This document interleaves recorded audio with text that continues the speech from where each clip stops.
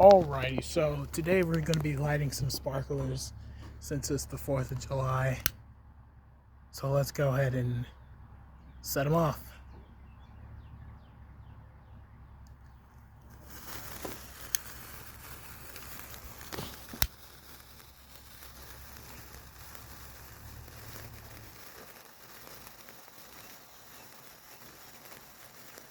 This is taking a while.